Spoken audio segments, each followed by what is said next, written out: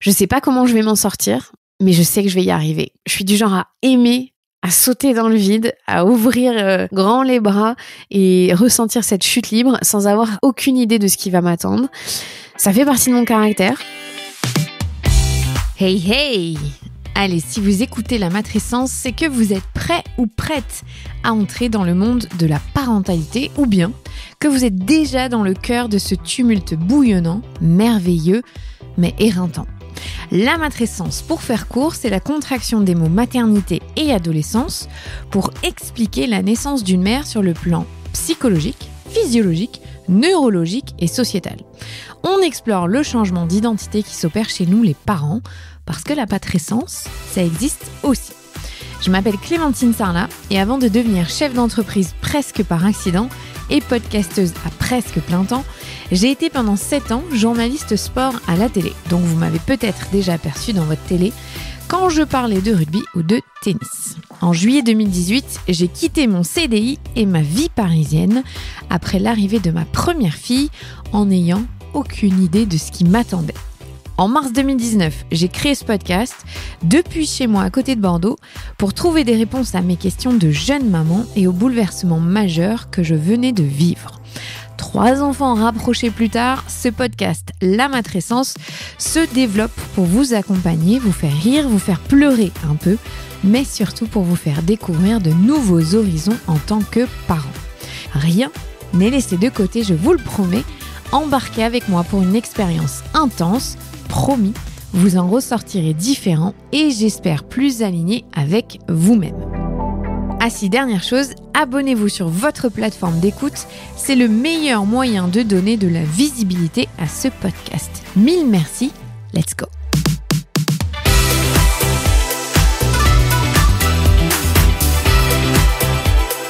Aujourd'hui et la semaine prochaine, à l'approche des 5 ans du podcast, je vous parle de mon changement de carrière, de trajectoire pro et comment tout ça s'est opéré sur les 7 dernières années. Mais d'abord, j'avais envie de faire un petit tour d'horizon de l'impact des femmes sur le marché du travail.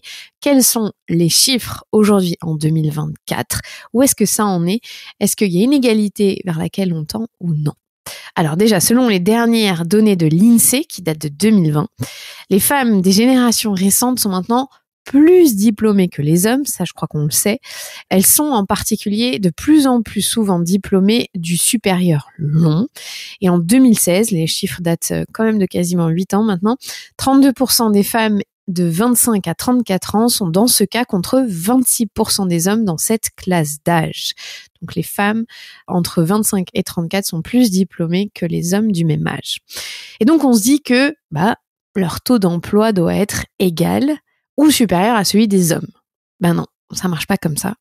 Puisque toujours selon l'INSEE en 2020, voilà, ça date de 2020 les dernières data concernant le travail, eh bien en France, hors Mayotte, 67,6% des femmes de 15 à 64 ans participent au marché du travail contre 74,5% des hommes de la même classe d'âge. Notons quand même que depuis 1975, l'écart de taux d'activité entre les femmes et les hommes s'est considérablement réduit. Il est passé de 31 points en 1975 à 8 points en 2016.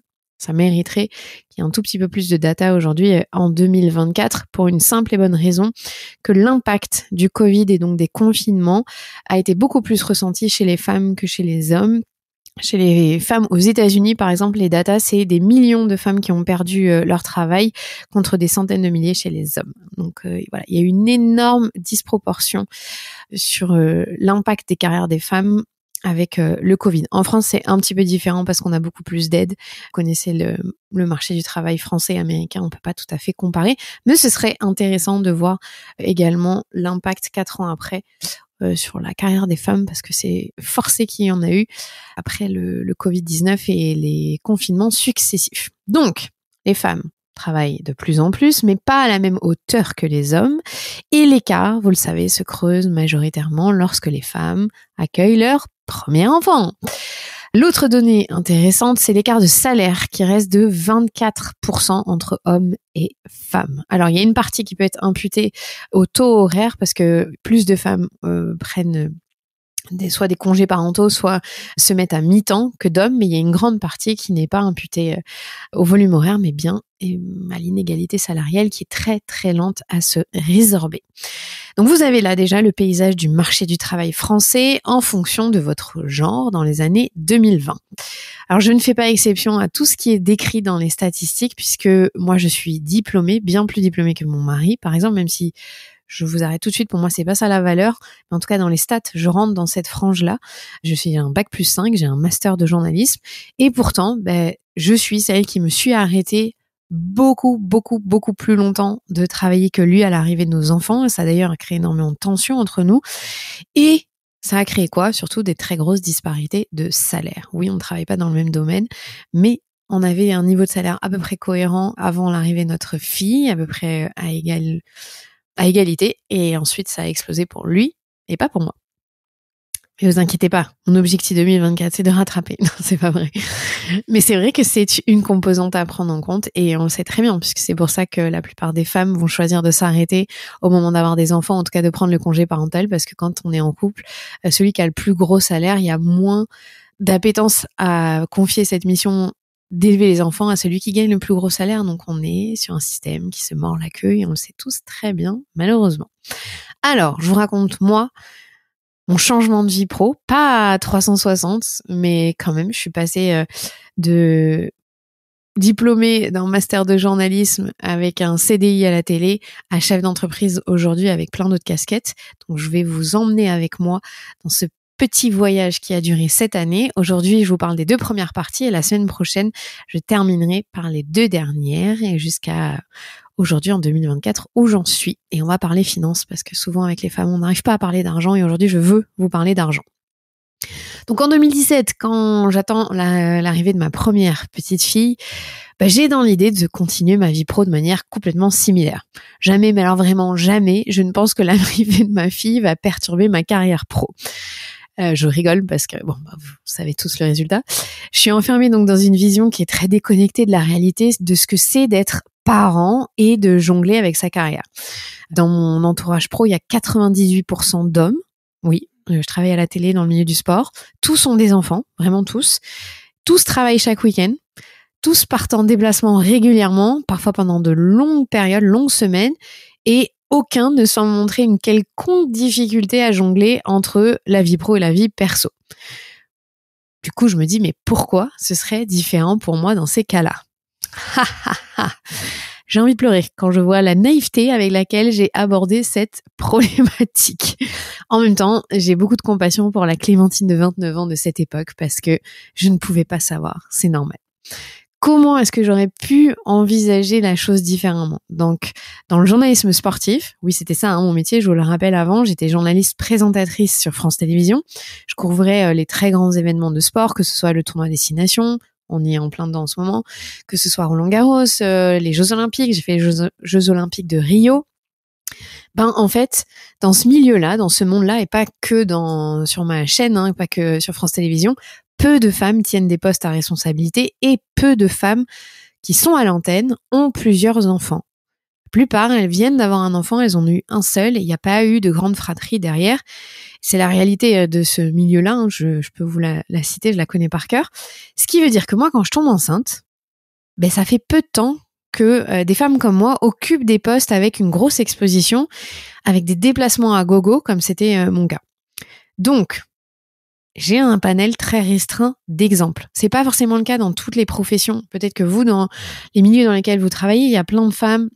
Peut-être d'ailleurs vous travaillez dans un milieu majoritairement féminin, donc il y a des conversations autour du fait de devenir parent, de gérer la place de la vie familiale avec la vie pro. Moi, ces conversations-là n'existent pas. Moi, j'ai même des confrères qui disent sans sourciller que ça les fait chier de pas travailler le week-end parce qu'ils savent pas quoi faire avec leurs enfants, ils s'emmerdent. D'autres qui n'envisageraient même plus de ne pas travailler le week-end parce que ça veut dire être présent à la maison, ils n'ont pas envie. D'autres qui adorent l'équilibre de vie qu'ils ont, où ils sont en déplacement très souvent. Tout ça, ça repose sur quoi? Les épaules de leurs femmes, puisque la plupart à ce moment-là sont mariés et beaucoup vont divorcer dans la quarantaine d'ailleurs. Je pense que je comprends aujourd'hui un petit peu la cause à effet. Bref, c'était pas le sujet. Mais donc, j'ai un panel restreint d'exemples, je sais pas trop à quoi m'attendre et en même temps, Il y a une très grande solidarité entre nous, les femmes de ce milieu, qui travaillons sur plein de chaînes différentes. Sauf que, il y a beaucoup de disparités dans nos situations. Aucune de nous ne fait exactement le même métier, n'a exactement la même exposition, n'a exactement les mêmes horaires, les mêmes contraintes. Donc c'est difficile de se faire un avis en se disant c'est ce à quoi je vais être mangée. Non, j'allais un peu vers l'inconnu avec moi, mon modèle masculin de ça doit se passer comme ça et ça va se passer comme ça pour moi. Non, c'est pas vrai. Quand j'accouche, j'ai planifié en avance mon retour au travail et je bénéficie donc de 14 semaines après la naissance de ma fille pour retourner au travail. J'ai de la chance, j'ai 4 semaines en plus que la plupart des gens dans les entreprises, simplement parce que on a le droit à un congé allaitement, donc on a le droit à prendre 4 semaines de plus. L'avantage de travailler dans une très grosse boîte, c'est qu'il y a quand même des acquis sociaux importants. Même si je le dirai jamais assez, pour moi 14 semaines c'est pas assez, mais je sais que c'est pas le cas, la sensation de tout le monde, mais pour moi oui. Donc à mon retour de congé maternité, je suis censée co-présenter une très grande émission connue du service public, mais clairement il y a rien qui se passe comme prévu. Je vais pas revenir en détail dessus, ça a fait la une de l'équipe. Il y a un documentaire qui s'appelle Je suis journaliste, je ne suis pas une salope, signé Marie Portolano, qui a été diffusé sur Canal, qui raconte cette histoire-là et plein d'autres de mon milieu. Mais la réalité, c'est que moi, je suis en très grande souffrance à l'approche de ce retour au travail. J'aurais besoin de beaucoup plus de temps avec mon bébé, ce que je viens de vous dire. Et surtout, les conditions dans lesquelles je suis censée revenir ont changé et de manière préoccupante. J'ai plein de petits indices avant de mon retour au travail qui me font comprendre que ça va mal se passer. Donc j'angoisse, ça ajoute à ma fragilité, ça ajoute à ma difficulté à me réadapter à mon travail. Bref, je le sens, je me suis fait avoir sur le deal de départ dans le taf. Ajouté à ça, il y a l'ambiance de travail qui s'est notablement dégradée pendant les mois où j'ai été en congé maternité. Donc quand je reviens, ambiance lourde, pesante, on sent que ça va pas super fort à la rédac. Je me sens en décalage complet avec tout mon milieu professionnel qui est très masculin et loin, vraiment loin de ma réalité de jeune maman et de mes préoccupations. Et sur ça, je leur en veux pas. Je veux dire, le décalage, il est réel, mais il n'a pas été accompagné. Et ça demande d'être formé, ça demande de se préoccuper un peu des autres quand on doit accompagner les femmes qui reviennent au travail. J'ai aussi pris quelques mois auparavant la décision de repartir vivre à Bordeaux et donc je fais des allers-retours entre Paris et Bordeaux chaque semaine. On est en 2018, la LGV est arrivée en 2017, donc ça me prend beaucoup moins de temps que ça n'aurait pris à un moment, mais c'est fatigant et c'est difficile pour moi d'être loin de mon bébé. Par contre, je sais que c'est important et nécessaire à mon équilibre perso de ne plus vivre à Paris. Je ne supportais plus cette vie, j'avais besoin de partir vivre à Bordeaux. J'ai pris un risque en faisant ça. Je me suis privée de mon bébé pendant ces premiers mois quand je travaillais parce que je partais 2-3 jours par semaine, c'était très très dur. Mais quand j'étais à mon travail dans des bonnes conditions, j'étais bien. Mais c'était pas le cas quand ça se passait mal, évidemment. Donc au lieu de vivre un retour paisible et adapté, je suis sous pression d'entrée avec beaucoup de stress. On va pas se mentir, déjà d'être nouvelle mère, c'est beaucoup de stress. Et donc, oui, je vis une discrimination qui ne me paraissait pas possible en 2018. En fait, je tombe des nues aussi pour ça, parce que je me dis comment c'est pas possible, on n'en est pas encore là. Et si on en est encore là, retour de congé maternité, en fait, c'est un grand classique. Et moi, qui suis au premier plan, qui suis visible, je le vis et ça bouillonne en moi en disant mais comment ça se passe pour toutes celles qui n'ont pas ma visibilité en fait. Ça vraiment ça m'interpelle et ça me fait mal à l'intérieur. Je fais même une visite médicale obligatoire en retour de congé maternité où j'en parle au médecin du travail et il me dit je suis pas étonnée, j'en vois tout le temps des cas comme ça. Mais lui il dit ça d'un air désinvolte comme si c'était normal. Alors ça l'est pas. Mais en tout cas dans sa pratique, il voit ça souvent. Je vous parle de ça parce que, en plus, dans un article du Monde qui est paru ce mois-ci, en février 2024, qui s'intitule « Le difficile retour au travail des cadres après un congé maternité », mais ce que je dis est corroboré par des stats. Donc, je cite, « Une enquête de l'Association pour l'emploi des cadres », donc moi je suis cadre à l'époque, pointe les manquements organisationnels et psychologiques au sein des entreprises qui empêchent de prendre en compte le rythme de vie des mères de famille. 71% des femmes s'estimant mal accompagnées lorsqu'elles reviennent au bureau après la naissance d'un enfant. Je ferme la citation. Donc, 7 femmes sur 10 se sentent très mal accompagnées à leur retour au travail pour les cadres. Pourquoi je cite juste la partie sur les cadres? Parce que ce sont souvent des gros postes avec un pouvoir de décision et qui ont de la pression et sûrement beaucoup de responsabilités au travail et qui sont très mal accompagnés et mal accueillis quand elles reviennent dans leur cadre professionnel. Là, on met la lumière sur les cadres. Je pense que c'est malheureusement la même chose chez les ouvrières, dans les métiers du soin. Enfin, peu importe en fait votre secteur d'activité, il y a un vrai problème d'accueil des femmes au retour du travail. Donc moi, je fais partie de cette catégorie-là, d'être très mal accueillie, voire discriminée même, à mon retour de congé maternité. Et qu'est-ce que ça fait? Mais ça crée une distance entre l'envie qu'on a d'aller au travail, de produire et d'être efficace, et ce qu'on nous demande en fait. C'est logique. Enfin, moi, ça me paraît naturel. Quand on est mal accueilli, c'est difficile de donner le meilleur de soi-même. Et ben donc, qu'est-ce que je fais? Comme beaucoup de femmes, je serre les dents. Il se passe plusieurs mois, plusieurs semaines pendant lesquelles je questionne mon avenir pro, mais plusieurs mois quand même, ça se traduit en plusieurs mois. Et c'est constant, c'est tous les jours. J'allais au travail en pleurant, parfois, faut quand même le noter. Mais on est toutes pareilles, on est face à une réalité financière où on peut pas partir du jour au lendemain en claquant les doigts. Je le dis, à ce moment-là, je gagne, je me rappelle exactement les chiffres, à peu près 3 000 € net par mois. Je viens d'avoir la première augmentation de ma carrière. J'ai 30 ans et je suis à la télé devant des millions de personnes. Donc, je donne mon salaire parce que je sais que parfois on a un rapport disproportionné à ce que peuvent gagner les gens à la télé. Il y a eu une époque où il y a des gens qui gagnaient 15, 20 000. D'ailleurs, je pense que certains en gagnent encore 15, 20 000 € par mois. C'était pas mon cas à France Télé. On rentre sur une grille âge expérience. Donc, je gagne, 3 000 € net par mois. Et donc, ça me prend beaucoup de temps avant de me dire, OK, c'est probable que je sois capable de réussir un jour à gagner exactement ce montant-là. C'est pas inatteignable. Dans les milieux parisiens, il y a plein de gens qui gagnent beaucoup plus que 3 000 € par mois. Quand on vit en province, c'est une autre affaire. Mais donc, en 2018, je me dis quand même, OK, si tu pars, j'hésite, c'est pas la mer à boire. Peut-être tu vas réussir à gagner cet argent-là toi-même. Et c'est important, pour ça que je parle de chiffres, parce que c'est important dans mon questionnement sur mon avenir pro. Parce que l'argent, c'est le nerf de la guerre. C'est quand même une des premières choses qui rentre en compte. J'attends pas de mon mari qui me finance, absolument pas. On fait tout 50-50 à cette époque-là. Donc, j'ai aucune velléité de faire une pause et que ce soit lui qui paye, vraiment pas. D'ailleurs, pile à ce moment-là, on signe notre prêt au moment où je décide de partir, de quitter mon CDI. Donc, j'ai une autre pression. C'est que maintenant, il faut rembourser le prêt parce qu'on fait construire une maison. Donc, au moment où je commence à me questionner, où c'est difficile, on va dire que l'attitude de mes supérieurs, elle est pas à la hauteur. Et évidemment, petit à petit, mon intérêt pour mon travail s'évapore. Je tiens à le préciser aussi, j'ai annoncé que je me sentais mal, que c'était difficile, que c'était pas normal ce qui m'était arrivé. Plusieurs fois, j'ai alerté ma direction, plusieurs fois, j'en ai parlé. Et rien n'a vraiment été fait, ou en tout cas, on m'a demandé de pas trop en parler, de serrer les dents parce que c'était normal et que dans le milieu dans lequel j'évoluais, c'était comme ça que ça se passait. C'était pas ma vision des choses. Donc moi, je me suis pas sentie respectée. Le rythme de travail auquel j'aspirais à ce moment-là, mais c'était d'avoir sur la semaine une journée de télétravail pour pouvoir profiter de ma fille et d'avoir cet équilibre pro-perso. On est en 2018 et en 2018, demander ça, une journée de télétravail, c'était très mal vu. Surtout parce que j'avais précisé que c'était pour passer du temps avec mon bébé. Là, on m'a dit surtout pas, faut pas que tu dises ça, c'est pas possible, alors que c'est le but du télétravail.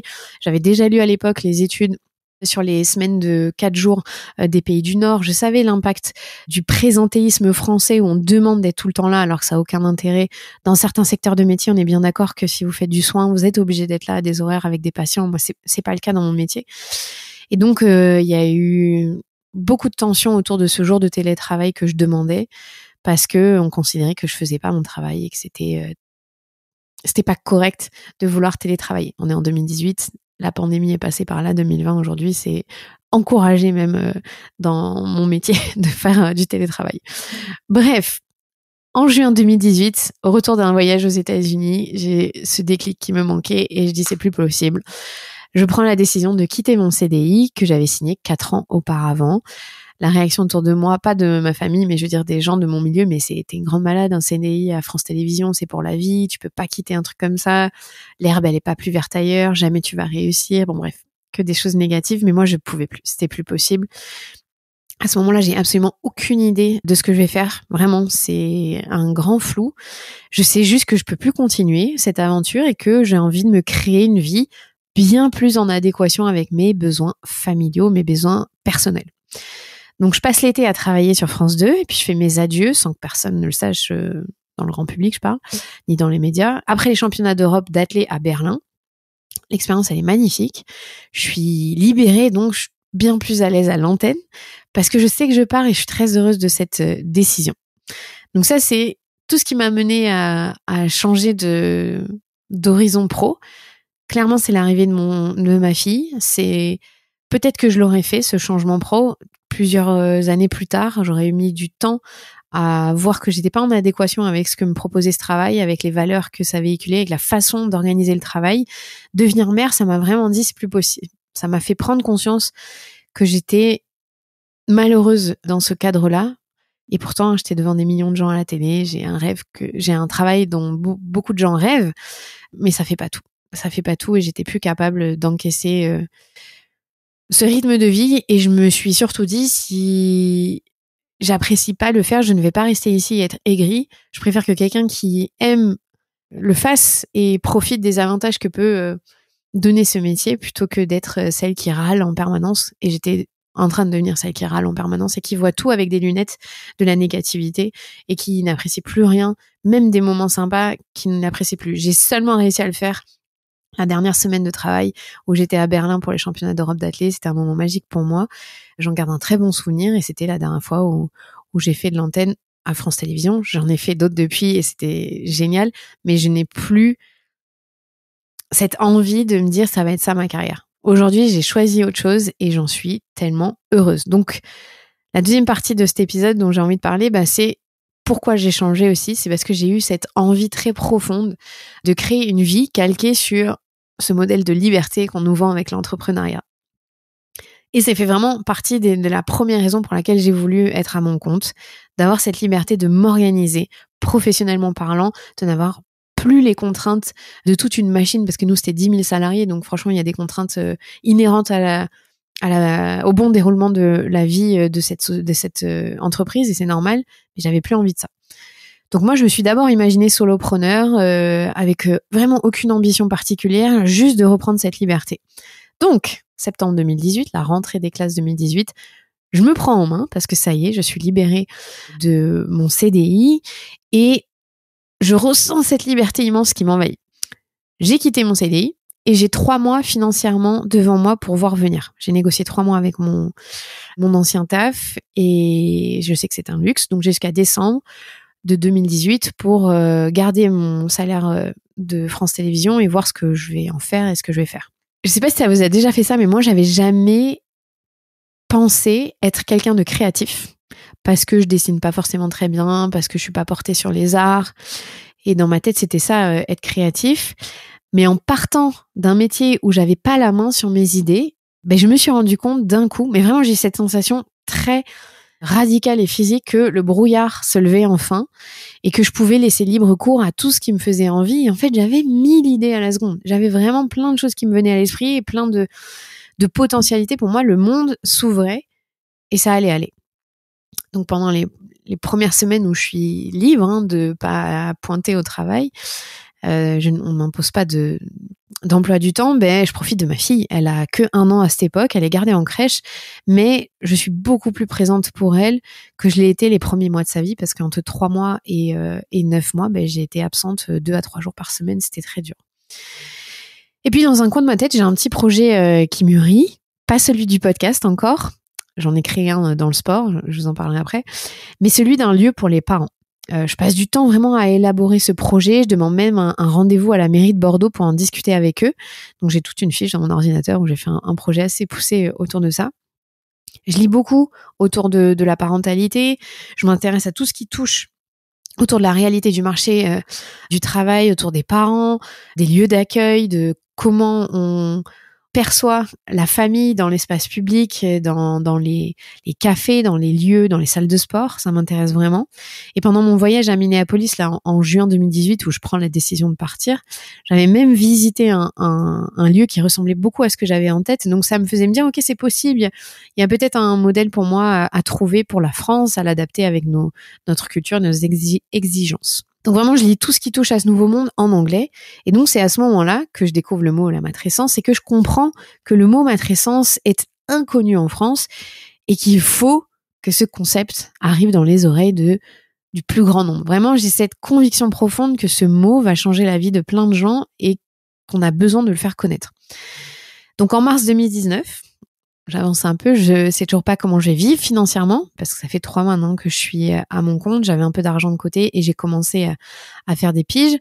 J'écoute à fond Génération XX de Siam Djibril, je sais pas si vous avez déjà écouté ce podcast qui est magnifique, mais qui s'est arrêté à l'épisode 100. Siam, elle a décidé d'en faire que 100. C'était d'interviewer des femmes entrepreneurs et de comprendre tout ce qui s'est joué derrière l'entrepreneuriat féminin. Et ça me passionne parce que je vois qu'il y a d'autres façons de faire, d'autres voies. Moi, j'ai un master de journalisme. Vraiment, je voudrais insister là-dessus. Je n'ai aucune connaissance en business, aucune connaissance en quoi que ce soit qui touche l'économie, la façon de voir l'entrepreneuriat. Vraiment, je sais rien. Je sais même pas faire un document Excel. Enfin, moi, j'ai zéro notion de quoi que ce soit. Donc, je pars de très, très loin. Et me nourrir via ce podcast, ça me fait beaucoup de bien. Et donc, je décide de lancer le podcast La Matrescence. Et je vous le disais en parallèle, j'avais déjà lancé en décembre 2019 le podcast Le Spotlight, qui est sur le sport, où j'interviewais des grands et des grandes sportives. Et j'aimerais un jour peut-être le reprendre, ce podcast, que c'était passionnant d'aller chez les sportifs et sportives et les interviewer chez eux et parler de ce qui fait qu'on voit un peu derrière le spotlight. Le spotlight, c'est quand vous les voyez performer, mais il se passe quoi derrière? Et franchement, c'était passionnant. Mais du coup, ça me donne la conscience que c'est possible de lancer un podcast. Je sais faire maintenant, j'ai testé, donc je peux me dire, allez, je me lance pour faire le podcast La Matrescence. Pour être très transparente sur le plan financier, parce que je vous ai dit que je serais transparente là-dessus, je ne touche pas le chômage alors que j'ai demandé une rupture conventionnelle qui, après moult négociations, m'avait été accordée. Pourquoi je touche pas le chômage ? J'ai envie de dire comme une teubée, parce que je n'ai aucune connaissance sur le sujet à ce moment-là et qu'au lieu de le prendre, je me dis mais non, c'est bon, je vais y arriver toute seule, j'ai pas besoin. J'ai la sensation que ça va me faire baisser mes revenus si je prends le chômage, alors qu'aujourd'hui je sais que quand tu lances une entreprise, tu as le droit de mettre de côté. Enfin bref, il y a plein d'aides qui sont là et je l'ai pas fait comme il fallait. J'ai vraiment été zéro. Mais bon, je m'en suis sortie, donc on va dire que c'est pas grave, ça m'a appris quelque chose. Mais si je devais refaire, je ferais différemment et je prendrais le chômage vraiment, je prendrais cette aide pour construire mon entreprise. C'est une erreur que je n'aimerais pas refaire à nouveau. Mais j'avais pas les connaissances, c'est comme ça. Donc pour vivre, comment je me débrouille? Je présente des événements à droite à gauche dans mon secteur, le sport, pour des entreprises, et je pige une quinzaine de week-ends par an sur une chaîne cryptée. Et donc il y a une partie qui est très très rémunératrice, on va pas se mentir, hein. Quand je présente des événements pour des entreprises, c'est très très bien payé, mais il faudrait que j'en fasse beaucoup pour que je puisse être tranquille, et à ce moment-là, c'est pas encore le cas. Et comme dans l'entrepreneuriat, souvent c'est difficile de prévoir l'année qu'on va avoir. Au début 2019, je galère vraiment financièrement et je me refais la cerise sur la fin 2019. Et donc je comprends un peu mon modèle aussi, c'est que souvent, là où je gagne le plus d'argent, c'est septembre, décembre, et qu'il y a d'autres moments plus creux dans mon année. Donc ça, c'est une leçon que je tire 4 ans après, quoi. Sur le moment, je me rends pas compte et c'est stressant. C'est une période franchement difficile que je traverse moralement, avec beaucoup de déception de la part de mon ancien travail. Vraiment, je peux pas en parler, mais il y a des choses absolument anormales qui se sont passées à ce moment-là. Donc c'est difficile pour moi. Et l'idée de lancer un autre podcast, en gros, je le sais, c'est avant tout un moyen de sortir de ma morosité et de parler de sujets, par contre, qui me passionnent fois 1000 et qui n'ont rien à voir avec mon milieu de départ. Donc qui me sortent de cette spirale un peu négative dans laquelle je me suis mise. Puis il faut pas oublier qu'à ce moment-là, ma fille a à peine 2 ans, donc je suis encore dans le dur du postpartum, parce que si on le dit vraiment, ça dure 3 ans le postpartum. Non, d'ailleurs, quand je lance ce podcast, ma fille a 19 mois exactement, donc elle est encore petite, c'est encore difficile. Je découvre, je tâtonne ce que c'est d'être mère à ce moment-là. Donc il y a quasiment 5 ans, jour pour jour, aujourd'hui, je lance La Matrescence avec un petit objectif, celui de faire connaître ce terme et d'aider des familles à accueillir cette période de transformation de manière beaucoup plus sereine. Je sais pas comment je vais m'en sortir, mais je sais que je vais y arriver. Je suis du genre à aimer, à sauter dans le vide, à ouvrir grand les bras et ressentir cette chute libre sans avoir aucune idée de ce qui va m'attendre. Ça fait partie de mon caractère. J'ai toujours eu une âme de leader et je sais au plus profond de moi que l'entrepreneuriat est fait pour moi. Et cette liberté tant promise par l'entrepreneuriat, je la veux. Je suis désormais mère, je ne veux plus travailler tous les week-ends, je veux être là à 17h pour aller chercher ma fille et décider de ce que va être ce fameux équilibre qu'on cherche toutes et tous. Et je veux pouvoir le trouver moi-même, je ne veux plus qu'on me l'impose. Donc fin 2019, le podcast rencontre un succès grandissant, faut le dire. Je suis passionnée par ce que je fais avec ce podcast. J'atteins une petite stabilité financière, donc grâce à mes piges et les autres événements. Donc je passe une année 2019 finalement pas trop mauvaise. Pour vous donner un ordre d'idée sur mon chiffre d'affaires, en 2019, j'arrive à faire 50 000 € de chiffre d'affaires. Il faut enlever 24% de charges à ce moment-là. Sauf que ça ne vous fait cotiser pour rien. C'est-à-dire que si je veux un deuxième enfant, j'ai pas de filet qui va m'aider à traverser cette période de creux financier. Donc tout ça, c'est à remettre en perspective. Oui, ça fait quand même beaucoup d'argent, on est d'accord, j'ai aucun souci là-dessus, mais ça fait moins que ce que je gagnais avant. Et surtout, ça prépare pas pour une deuxième maternité. Voilà, comment est-ce que ça se décrypte financièrement pour moi à ce moment-là. Et en revanche, par contre, je me dis que ça va le faire, même si je gagne absolument rien avec le podcast pour le moment. 2019, c'est une année zéro financière pour le podcast. Je l'ai lancé en mars, donc c'est vraiment les débuts. Il me faut une année entière avant de pouvoir commencer à gagner de l'argent, à générer du revenu avec ce podcast. Et donc, c'est pour ça que je vous parle de deuxième enfant, parce que c'est à ce moment-là, en décembre 2019, où on décide de faire un deuxième enfant. Et là, je tombe enceinte et le monde s'arrête. Et le monde ne s'arrête pas parce que je tombe enceinte, mais parce que le Covid 2019 vient de faire son entrée dans nos vies. Nous sommes début 2020 et tout mon modèle économique s'effondre pour l'année. Je ne peux plus présenter d'événements, ni faire de pige, tout est annulé. Je suis enceinte avec une micro-entreprise, une activité à l'arrêt et un podcast non rémunérateur. Ça s'annonce plutôt mal pour moi. J'aurais pu paniquer, me dire que j'allais couler, il fallait très vite que je retrouve un taf. Mais bizarrement, c'est pas mon état d'esprit du moment. Au contraire, je me sens apaisée, je suis à la maison, je ne bouge plus, je profite de ma famille et de mon mari, alors que c'était pas du tout le cas les années précédentes. J'aime profondément cette vie que je suis en train de me créer, alors je patiente et je crois en moi. De toute façon, on va pas se mentir, je suis lucide, j'ai pas vraiment le choix. Qui va embaucher une femme enceinte pendant la pandémie ? Personne. Donc je sais que je ne peux compter que sur moi-même. Et ça, c'est une force que j'ai en moi, je sais. Et pourtant, je vous le dis, je suis enceinte de mon deuxième enfant, le monde est instable. Mais je sais que ça va le faire. Pourquoi ? Simplement parce que j'ai beaucoup étudié le marché américain sur les podcasts. Je suis entourée d'un groupe de podcasteurs et podcasteuses que je salue parce qu'il y en a certains qui écoutent, qui s'appellent les Mutants et qui me donnent beaucoup de force et qui m'aident à naviguer dans ce milieu du podcast. Et donc, je me dis que ça va le faire. Voilà, je vous ai raconté ma transition entre journaliste en CDI à la télé et solopreneur à la tête d'une petite micro-entreprise et qui va pivoter à l'année 2020 son business model, sa façon de gagner de l'argent et qui va donc créer tout un écosystème autour de la matrescence. Je parle de moi à la troisième personne, j'adore. Si vous voulez la suite de cette aventure professionnelle où je vous parle un peu plus en détail de ce qui m'est arrivé, comment j'ai créé mon entreprise, les dessous de cette entreprise et je vous parlerai aussi un peu d'argent, rendez-vous mardi prochain, la semaine prochaine. En attendant, prenez bien soin de vous. J'espère que ça vous a plu ce petit format sur ma vie professionnelle. Je sais que c'est le nerf de la guerre dès qu'on devient parent. Je l'ai vécu moi-même. Donc je vous envoie beaucoup de courage si vous traversez une période difficile dans votre travail. Mais vous avez des ressources en vous, soyez-en sûrs. On est toutes et toutes capables de se sortir de difficultés. Il faut prendre le temps, il faut bien se renseigner, mais vous pouvez le faire. On se retrouve vendredi pour un autre épisode. Vous venez d'écouter un nouvel épisode de La Matrescence. Merci infiniment pour votre soutien. Si vous voulez découvrir de nouvelles pépites, n'hésitez pas à aller sur le site www.lamatrescence.fr. Vous pouvez également vous abonner à la newsletter qui sort tous les vendredis. Rendez-vous également sur le site pour pouvoir vous inscrire. Ensuite, vous devez vous abonner sur votre plateforme d'écoute pour pouvoir recevoir les notifications. C'est ce qui fait grandir ce podcast. Merci infiniment et continuez de partager ce savoir autour de vous. Je sais que c'est comme ça que beaucoup des auditrices et des auditeurs ont découvert ce podcast. Alors un grand merci. Prenez soin de vous. À la semaine prochaine.